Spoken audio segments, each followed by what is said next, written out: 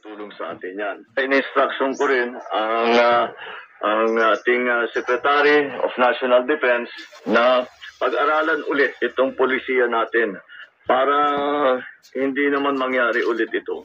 Na ang isang sundalo natin na nasaktan dahil sa sakripisyo niya, dahil ginagawa niya ang duty niya para ipagtanggol ang Pilipinas, ay basta't pagka nasaktan, ay basta't bibitawan na lang natin. Hindi naman tama yun.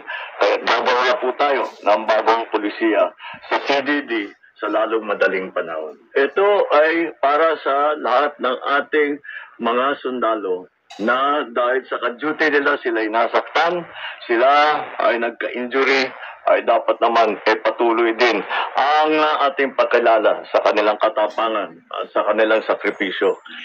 That was Philippine President Ferdinand R. Marcos Jr.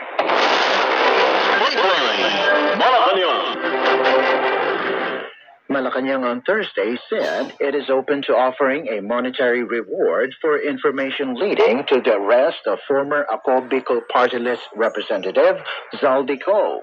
In a press briefing, Presidential Communications Office or PCO Undersecretary and Palace Press Officer Claire Castro said the administration has not yet discussed a plan to offer a bounty, as authorities continue efforts to verify his reported presence in Portugal. Castro, however, acknowledged that the proposal to offer a cash reward for past capture is a good suggestion. Sa ngayon po, wala pong napag-uusapan sa ganyan. Pero since nadinig po sa inyo, maaari po siguro i-considera. Pero as of now, wala pa po napag-uusapan tungkol dyan. Maganda po suggestion yan. Opo. Castro emphasized that Philippine President Ferdinand R. Marcos Jr. has already ordered all concerned agencies